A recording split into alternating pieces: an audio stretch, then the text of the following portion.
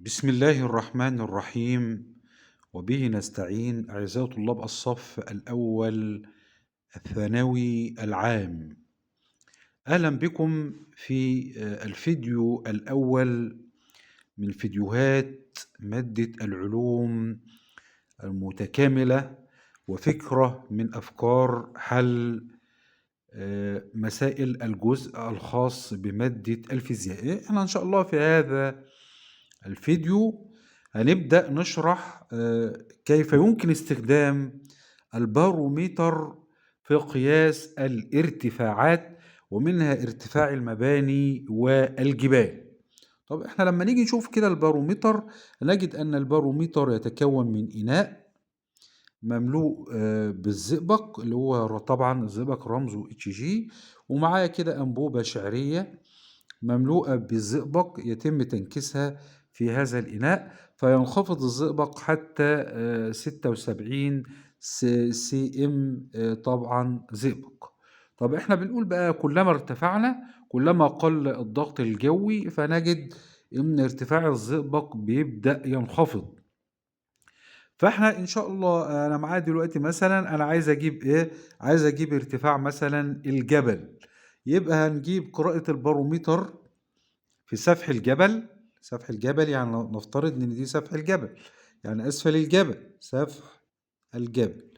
هنجيب هنا قراءة الباروميتر. قراءة الباروميتر نفترض انها تطلع مثلا وليكن 76 سنتيمتر زئبق.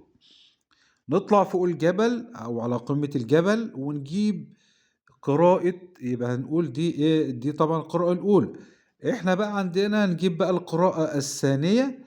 طبعا هتبقى فوق هنجد ايه فوق الجبل او فوق قمة الجبل، فنجد ان مثلا انخفض حتى طبعا كام، وليكن 75 سنتيمتر زئبق. يبقى اذا بعد كده باخد بقى فرق القراءتين. طبعا احنا بقى ننتقل بكم إلى حل مسألة على هذه الفكرة من كتاب التفوق.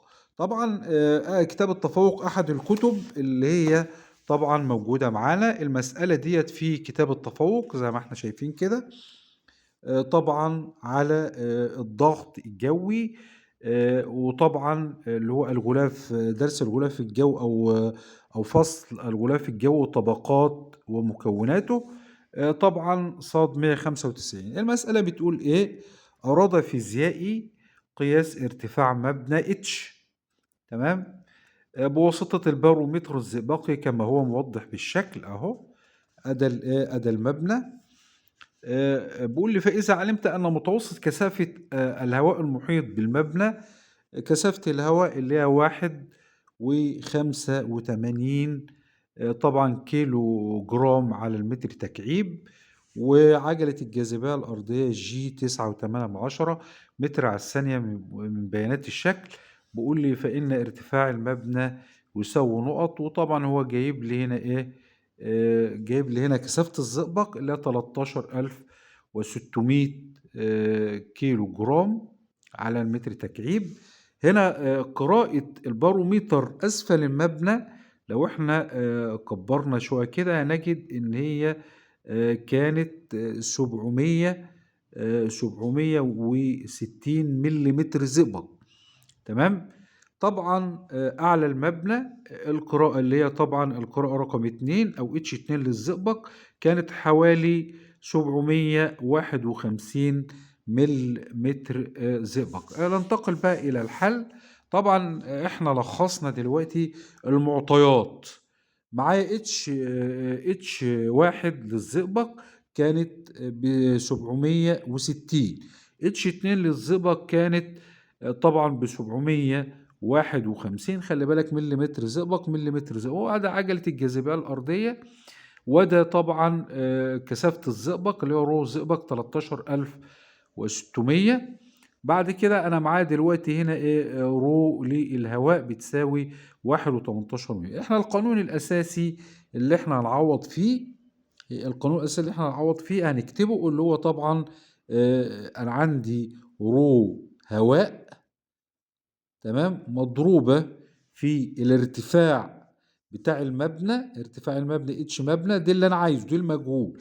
الكلام ده هيساوي طبعا رو زئبق، طبعا مضروبة في ايه، في اتش واحد اللي هو القراءة، قراءة الزئبق عند أسفل المبنى، ناقص اتش اتنين اللي هي قراءة الزئبق، قراءة الباروميتر أعلى المبنى. فنبدأ نعوض. أنا معايا رول الهواء اللي هو طبعا 1.18 في اتش للمبنى. تمام كده. بعد الكلام ده بيساوي كثافة الزئبق اللي هي 13600. طبعا بعد كده بنفتح ايه قوس كده، نقول اتش واحد كانت كام؟ كانت قراءتها 760. تمام. اتش ناقص اتش اتنين اللي هي كانت قراءتها كام؟ طبعا 751. الكلام ده بقى بنضرب في 10 أس سالب 3 ليه؟ عشان هنبدأ نحول من المليمتر زئبق إلى المتر طبعا زئبق. بعد كده على طول باستخدام الآلة الحاسبة تقدر تجيب بقى الاتش. يبقى الاتش هنا هتساوي كام؟ هتساوي 13600. طبعا لو طرحنا هتطلع ديت 760 ناقص 751 هتبقى 9 في 10 أس سالب 3 طبعا على 1.18 تقريبا. تطلع الاتش طبعا ايه، هتطلع الاتش تقريبا كام؟ اتش هتطلع باستخدام الآلة الحاسبة، تطلع اتش تقريبا 104 متر تقريبا يعني. طبعا احنا بنشكركم، وإلى فيديوهات أخرى إن شاء الله في مادة العلوم المتكاملة.